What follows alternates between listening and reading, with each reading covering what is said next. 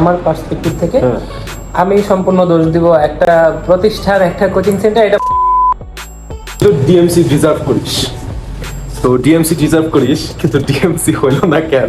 খুব ভাই ডিপে ঢুকে পড়তে যাওয়া। দোষ টাকা, দোষ কি আমার তোর নাকি কোচিং সেন্টার গুলার নাকি আসলে সিস্টেমের? কোন জায়গার দোষ? আসসালামু আলাইকুম সবাইকে। আজকে আসি হচ্ছে ইমতিয়াজ সাহেবের সাথে। ইমতিয়াজ সাহেবের সাথে একটা কফি আড্ডা। ইমতিয়াজ বর্তমানে চান্স পাইছে হচ্ছে কুমিল্লা মেডিকেলে। সরাসরি কিছু প্রশ্ন করব, যেটা একদম আনকাট উত্তর আমি তোমাদের শোনাবো, যে একটা রিয়ালিস্টিক, একদম কোনো এখানে তেলমেল কিছু মাখানো থাকবে না, যেটা একদম সত্যি কথা, যেগুলি ট্রুথ একটা মেডিকেল স্টুডেন্টকে মানে নিয়ে মার্কেটে যেই ধরনের প্ল্যান, যে ধরনের খেলা বেচা কেনা চলে, একটা মেডিকেল স্টুডেন্ট কিভাবে মুরগি বানানো হয়, প্রোডাক্ট বানানো হয়, সেটা নিয়ে কথা হবে। ফার্স্ট প্রশ্ন, হ্যাঁ তুই তো ডিএমসি ডিজার্ভ করিস, তো ডিএমসি ডিজার্ভ করিস, কিন্তু ডিএমসি হইল না কেন? কুমিল্লা কেন হইল? কি কি ভুলের মাসুল দিতে হয়েছে? আসলে ভাই, জোরে কথা বল, শোনা যাবে না। আসলে ভাই আল্লাহ যেটা দিছে ওইটাই আমি অনেক খুশি। আমি মনে করি ভাই চেষ্টা আমি করছি, কম বেশি হয়েছে, কিন্তু আল্লাহ যতটুকু দিছে এটা আমি অনেক খুশি। আল্লাহ যেটা ভালোবাসছে, অবশ্যই, কিন্তু সেটা তো ভাই অবশ্যই। বান্দার তো কিছু ভুল থাকবে। এটাই, এই ভুলগুলো ভুল একটা বলতে হবে ভাই, অ্যাডমিশন টাইমে টুকটাক টাইম নষ্ট করছি। দেন হচ্ছে ভুল গাইডেন্স, মানে শুরু থেকে একটা গাইডলাইনে ছিলাম, দেন সুইচ করছি। এখন গাইডলাইনটা কার এটা তো জানেনি, হ্যাঁ এটা তো বলতে হবে না। সুইচ করছি, আবার অ্যাডমিশন টাইমে পরে আবার ব্যাক করছি, হয়তো বা এর জন্যই তাও আল্লাহ যেটা দিছে পাইছি। আচ্ছা, দেন হচ্ছে খুব ভাই ডিপে ঢুকে পড়তে যাওয়া, জিস্ট গুলা বাদ দেওয়া। এটা আমি মনে করি কথা বলার একটা ওয়েপন আছে, মানে কথা বলার একটা সেগমেন্ট আছে, যে খুব ডিপে ঢোকা, যে ডিপে খুব পড়াশোনা করা, যে খুব ফাটায় ফেলতে হবে। এইখানে আমি মনে করি দোষ টাকা, দোষ কি আমার তোর নাকি কোচিং সেন্টার গুলার নাকি আসলে সিস্টেমের? কোন জায়গার দোষ? দোষটা ভাই আমার তরফ থেকে যদি বলি, মানে আমার পার্সপেক্টিভ থেকে আমি সম্পূর্ণ দোষ দিব একটা প্রতিষ্ঠান, একটা কোচিং সেন্টার। এটা মোটামুটি সবাই বুঝতে পারবে যে আমি কোনটার কথা আচ্ছা হইলো, ঠিক আছে, নাম বলা দরকার না, না নাম বলবো না, আমরা কারো বদনাম করবো না রে। আসলে ভাই সে একটা ঘটনা হয়েছে কি, সেদিন একজন আর কি ডাক্তার, উনি বলতেছে যে তুমি যদি এত কঠিনই পড়ে থাকো, সহজ পারলা না কেন? তো তখন ভাই মানে পরিস্থিতি এমন হয়েছে, আমি আর উত্তর দিতে পারলাম না। বাট ভাই আমার মনে হয় যে যখন ওই কোচিং আমি এক্সাম গুলা প্রথমে অ্যাটেন্ড করছি, ওই যে ফাইনাল মডিউল যে শুরু হয় না সাবজেক্ট ভিত্তিক, তো ওইখানে কঠিন প্রশ্ন করো। হ্যাঁ অনেক কঠিন প্রশ্ন করলো, মার্ক অনেক কমে গেছে। এখন আব্বু আম্মু তো ভাই ওয়ারিড হবেই। আম্মু অনেক সান্ত্বনা দিচ্ছে, আব্বু হচ্ছে প্রচুর রাগারাগি করছে। তো ওইটাই ভালো করার উদ্দেশ্য হয়েছে কি, দেখা গেছে আমি হচ্ছে বইয়ে ভাই যেমন আপনি মার্ক করে দিতেন ক্লাসে যে এই জায়গাটা পড়বা, এটা পড়বা না, যত কঠিন কোশ্চেন আসে।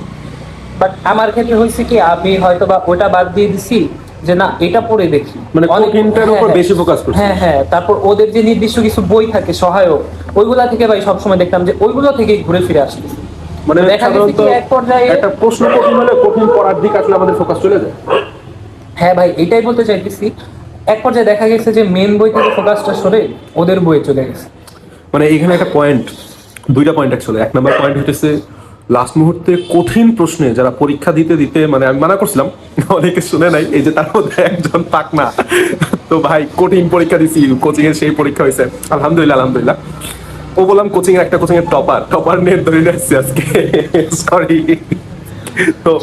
তো এই যে কঠিন প্রশ্ন পরীক্ষা দিতে যায়, সহজ এবং ইম্পর্টেন্ট প্রশ্নগুলো ভুল করে আসা, এবারে চান্স না পাওয়া স্টুডেন্টের ম্যাক্সিমাম যারা ভালো স্টুডেন্ট।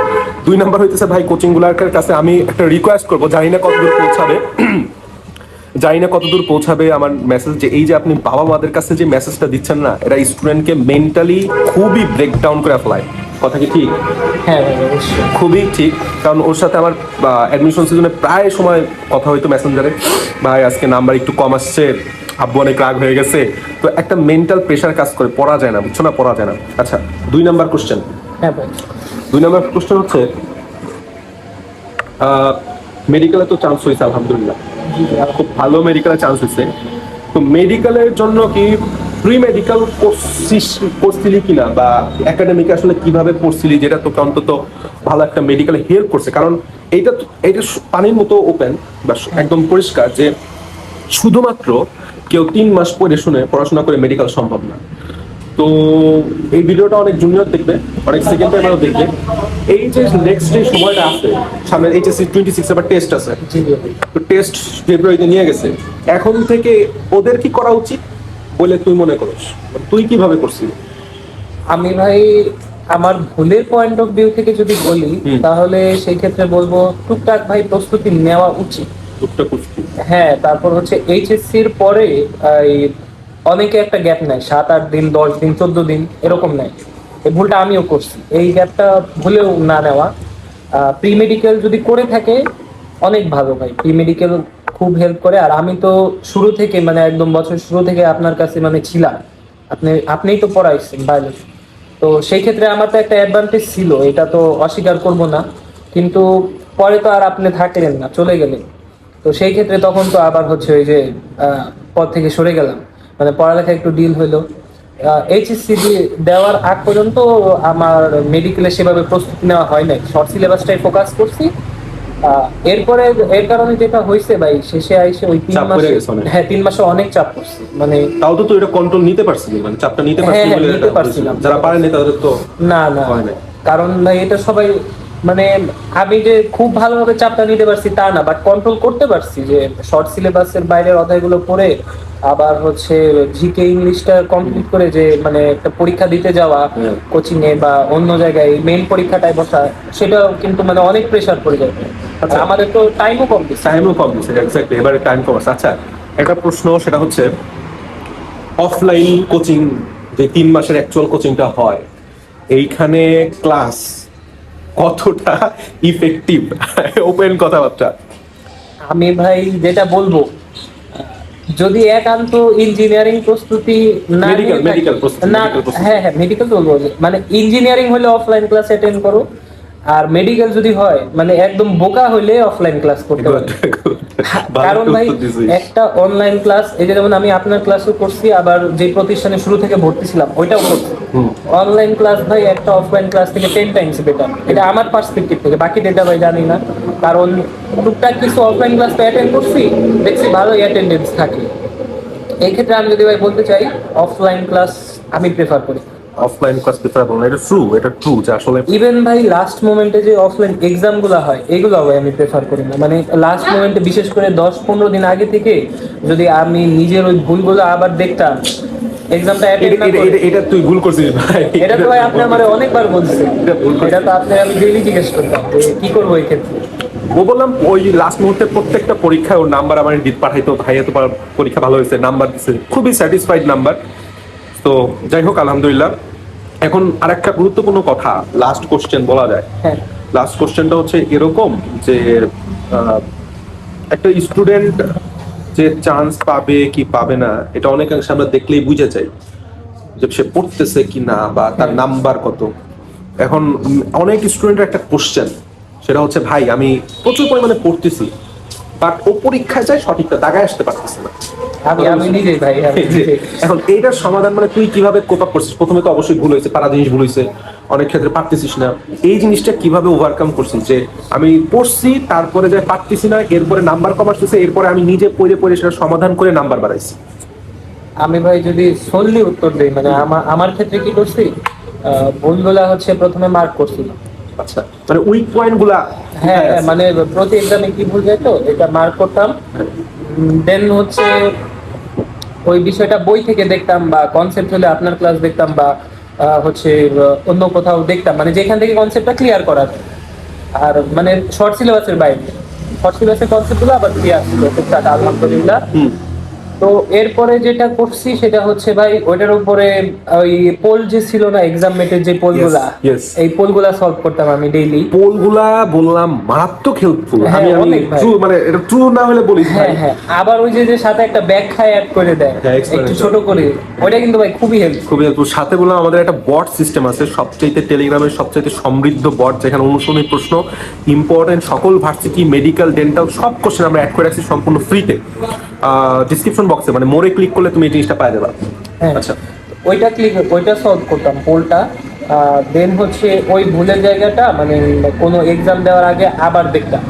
তো ওই যে একটা ভুল করছি কঠিন জিনিস, তো কঠিন জিনিসে কিন্তু ভাই ভুল বেশি বের হচ্ছে। কঠিন জিনিসের ভুলটা বেশি দেখছি, জিস্ট গুলা দেখতাম এইভাবেই আগাইছি, মানে মূলত এইভাবেই কমপ্লিট করছি। আর ওই ক্লাসগুলো, আপনার ক্লাসগুলো মানে করতাম, ওইখান থেকে নোট করতাম। ওই যে লাস্টের দিকে যে জিকে গুলা দিলেন, বিশেষ করে ওইগুলা তো একদম পাই টু পাই খাতায়, মানে যেভাবে একদম খাইয়ে ফেলা যায় ওইভাবে মানে বলতে পারেন ভাই। শেষ একটা কথা, জিকে কিন্তু আমার অনেক কম কাটা গেছে, জিকে তে কম কাটা গেছে। জিকে ভালোই পারছি না। জিকে এবার যদিও কোশ্চেনটা একটু স্ট্যান্ডার্ড হয় নাই, তাও ভাই ভালোই তাও পারছি। ভালো করছি। এখন মেইন কথা হইতেছে যারা ভিডিওটা দেখতেছে হ্যাঁ তাদের উদ্দেশ্যে কিছু গুরুত্বপূর্ণ কথা আমি একটা বলবো, তুই আর একটা বলবি। এক নাম্বার কথা, যেটা ইম্পর্টেন্ট, যেটা সোজা হোক আর কঠিন হোক, সেটা সবসময় ইম্পর্টেন্ট থাকবে। হ্যাঁ হ্যাঁ। 2 নাম্বার কথা, 2 নাম্বারটা হচ্ছে ভাই দাগানো লাইনগুলা মানে একদম যাদের বলার আগে মুখ থেকে বের হয়ে যায়, মানে That's it. কোশ্চেন করার আগে, যেমন এই যে mitochondria is the power house of cell, এরকম যাতে মুখস্থ থাকে, দাগানো লাইন ভুল করাই যাবে না। That's it. That means important জিনিস, সহজ জিনিস, দাগানো লাইন, অনুশীলনী প্রশ্ন। আর ভাই আমি আরেকটা জিনিস অ্যাড করতে অবশ্যই। চাই, যে শুরু থেকে যদি আপনার গাইডলাইন বা অন্য যে কোনো ভাইয়া যাকে কমফোর্টেবল মনে হয় Exactly, থাকে, মানে আমার একজনেরই দরকার নেই, আন্ডারে একজনের under এ 10 জনের আন্ডারে যাওয়ার কোনো 10 জনের দরকার দরকার নাই। নাই। 10 জন 10 রকমের 10 কথা রকমের বলবে, কথা বলবে। আর কে অভিজ্ঞ কে অনভিজ্ঞ, মানে কে বেশি বোঝে, এটা আশা করি সবাই বুঝতে পারে। রাইট, মানে এরকম না যে আমার গাইডলাইনে থাকতে পারে, যে হ্যাঁ, হ্যাঁ। যার কাছে ভালো মনে হয় কিন্তু সে তার কাছে থাকবে। কিন্তু ভাই বেটারটা তো চুজ করা উচিত। উচিত। হ্যাঁ, That's it. হ্যাঁ, আচ্ছা, এইটাই ভাই। এনিথিং ফর এক্সামেট, যে এক্সামেটের কোন জিনিসটা খারাপ লাগছে, কোন জিনিসটা ভালো লাগছে, কোন জিনিসটা সবচেয়ে, মানে আমি মনে করি একটা স্টুডেন্টকে সবচেয়ে বেশি হেল্প করতে পারে, তোর কাছে কি মনে হয়? এক্সাম মেটের আমার কাছে যে জিনিসটা সবচেয়ে ভালো লাগছে ওটা হচ্ছে পোল, এটার Poll. উপরে ভাই আমার আর কিছু না। আর আপনার ক্লাসগুলো, ক্লাস আর খারাপ একটা জিনিস লাগছে যে আপনার আরেকটু বেশি করে ক্লাস আপলোড দিতেন, True. আর পিডিএফ গুলা যদি আরেকটু ডিজিটাল হইতো, এইটাই। আরেকটু digital হইতো, আর তাছাড়া আমার কোনো অভিযোগ নেই। ওকে, থ্যাংক ইউ ভেরি মাচ। আসসালামু আলাইকুম। ওয়ালাইকুম আসসালাম।